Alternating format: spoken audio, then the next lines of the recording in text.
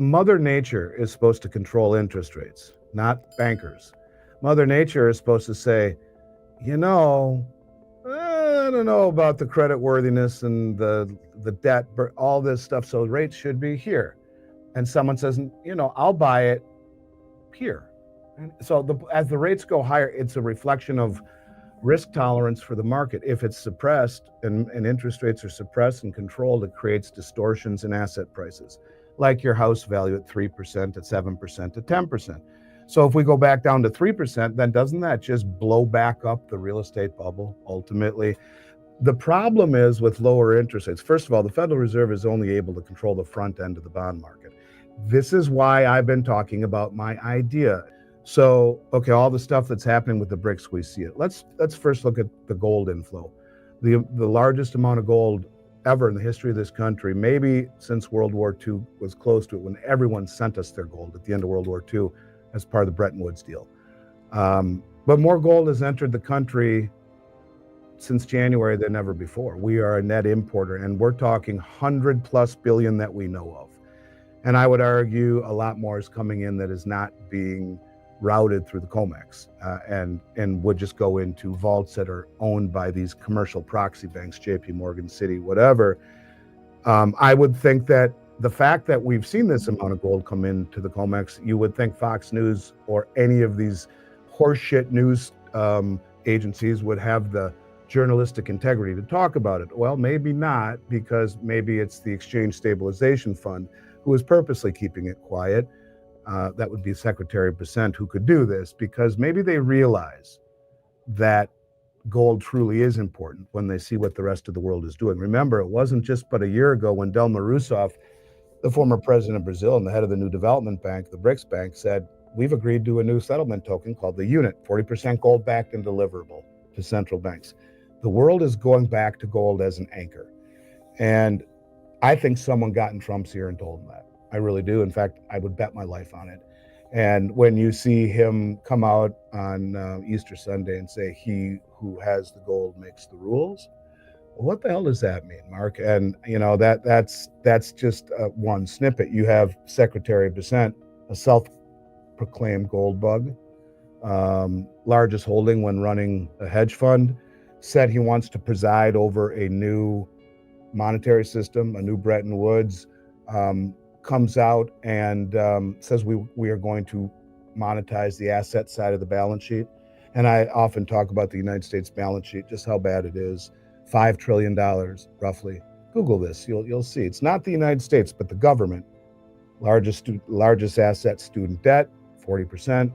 Next largest asset, military bases and stuff, bullets, guns. None of that's going to be monetized. You could monetize national parks and whatnot, but how about the gold that's on the balance sheet in an account called the gold revaluation account at 4222? Now I'm going to stop right here and say my whole premise of where I'm going with this is that I believe that the United States is going to destroy the value of the dollar. And I'm seeing people talk about this now. I've been saying this for a few months. They are going to default on the dollar, on the world reserve status, in an effort to strengthen the bond market, in an effort to reshore manufacturing, in an effort to give us a future. If we don't do it, we're dead in the water, period. Now, how do you do that, right? How do you do it? So this is the complexity of it, but the clues I see are telling me this has got to be what it is. Maybe I'm wrong. My mentor used to say, Richard Russell, that you can inflate or you can default. That was the Federal Reserve's fate 20 years ago. And here we are all this time later, and the options only look worse. How do you pay off, as an example, $28 trillion in debt that comes due just in Treasury bonds that come due in 3 years, 2028, with 15 trillion in tax revenue, 555. Well, you're halfway there. But what about the 3 trillion a year in deficit spending? Adding another 9 on 28 is 37. You're 1/3 of the way there. It doesn't take into account all the things like Medicare and Medicaid and Social Security. We're broke and we're reaching the end of the rope. And worse than that, the world doesn't want our treasuries anymore. We pissed them off when we weaponized the treasury market against Russia, kicked Russia out of SWIFT, took their Forex reserves, kicked Iran out. And the rest of the world says, no, this ain't happening to us, because it will happen to us, so let's all join together. This is the whole genesis, if you will, I think, in the acceleration of the BRICS. And you can really see that acceleration. And the M bridge is a perfect example. If Lavrov is right and they open it and BRICS Pay up, which they will, BRICS Pay is like a credit card. It's like B2B and all it's retail. So anyways, you look at this situation, what do? How can we reshore manufacturing? Another clue was Vice President Vance has come out on White House letterhead a few months ago, and he talks about Triffin's dilemma. Triffin's dilemma is an economic theory that says, as the world reserve currency, you will always have trade imbalances. See, I don't think we want to be the reserve currency anymore. And this is kind of like, well, why, if Trump really wanted to be the reserve currency, why do you put tariffs on your friends? Japan, Canada, Mexico, UK. I don't care that you say it's unfair. Is it really unfair? Is it really unfair that the world takes our printed dollars that we create out of nothing to sell us their stuff? And is it fair that we then expect them, and they always have, to buy our treasuries, our debt, which keep interest rates low, keeps asset prices high, keeps goods at Walmart cheap? That's been the benefit of being the reserve currency. Low price goods, low interest rates, high asset prices. And by revaluing gold, you're not revaluing gold per se, you're devaluing the dollar. James Rickard, one of the smartest guys in the world, is saying 24,000. And he comes up with that number by taking M2 and dividing it into gold. Mike Maloney says 10,000, he uses M1. Now, why would we revalue gold? It's not just to use it to back Treasury redeemability, like Judy says. That would be part of it. But why else? Because when Roosevelt confiscated gold in 33, it was 20 bucks an ounce. He paid you and I 20.67 an ounce. Well, that's a lot back then, 67 cents with a dozen eggs being a nickel, and then devalues the dollar by 40% and makes gold $35 an ounce.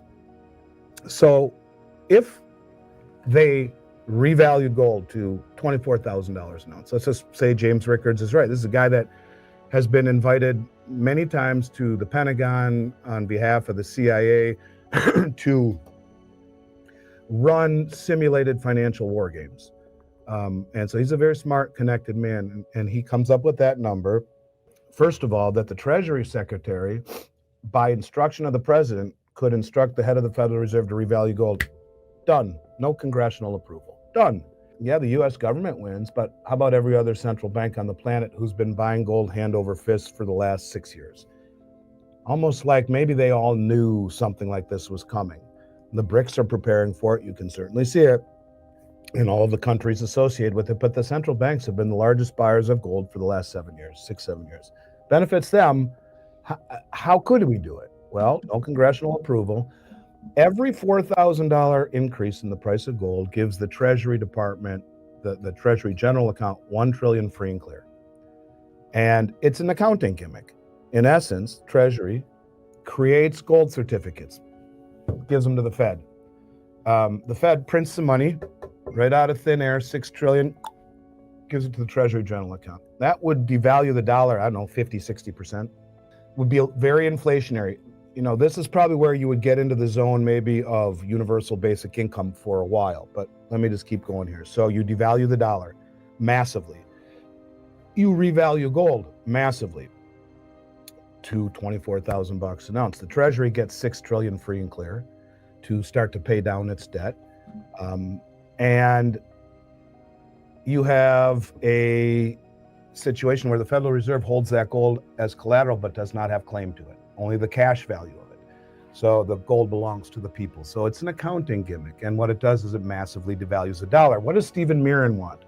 The Mar-a-Lago Accord, now at the Fed, who wants a massively devalued dollar. What did Vance say? Being the world reserve currency isn't such a good idea. Do you think we are inspiring confidence around the world to be the world reserve currency? I would argue we're not. I would argue we don't want to be anymore. And look at this new M-bridge system. It's all about trading local currencies with one another, settling in gold. I believe that's what we want. Why? Because we know that we have gone so far in debt. See, the reason President de Gaulle from France came and called our bluff and traded all his dollars in for gold was because he knew we were inflating. So we've gone too far down the rabbit hole. If we inflate, the dollar loses value, and who the hell wants our treasuries? They dump treasuries, rates spike. If we raise rates, well, the whole thing blows up. Either way, we're coming to the same place. So what do? All right. So you devalue the dollar tremendously. And if Judy is right, and they peg gold at a much higher price to the long end of the bond market, 50, 30, 20, 10, they're going to issue 50-year treasuries with this also.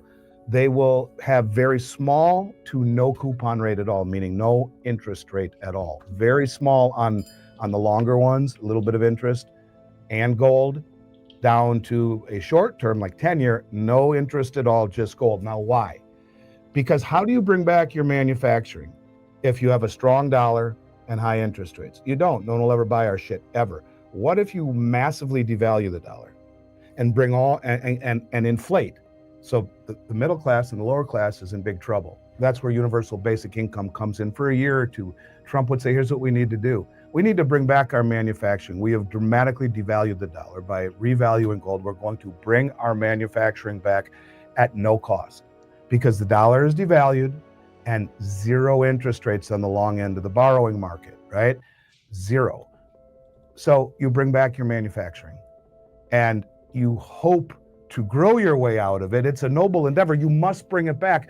The devalued dollar would make our exports competitive. The zero borrowing costs, redeemability in gold, where the more stupid we are with monetary policy and irresponsible we are with fiscal policy, the higher the price of gold goes. That gives us the ability to reshore manufacturing, have a devalued dollar, sell it to the rest of the world, and look the world in the face and say, we got to go through this. We got to go through this. We screwed up. This is how we become the engine of ingenuity. We have 60% of the country without a college education. We must bring back manufacturing. Well, great. If you have zero borrowing costs, well, how do you finance the running of the government? Oh, yeah. The Genius Act. It's genius, right? We're going to turn everything into stable coins, and stable coins are going to be backed 1-to-1 by US Treasuries. We're going to call it synthetic bullshit demand. It's synthetic demand because there is no organic demand for the Treasury market anymore. So the stable coin bill, you'll see everyone from Bank of America to American Express to Visa to MasterCard to every one of these big corporations around the globe issuing stable coins pegged 1-to-1 to the US Treasury, synthetic demand to run the front end of the bond market, the short end, up to 2 years and less. So that is going to do a couple trillion a year in operating capital for the government. The long end of the bond market, zero to very, very small interest rates, redeemable in gold. Bring back manufacturing. Say to the world, we got to do it. There's no other way we can do this. We have to give up the world reserve currency status.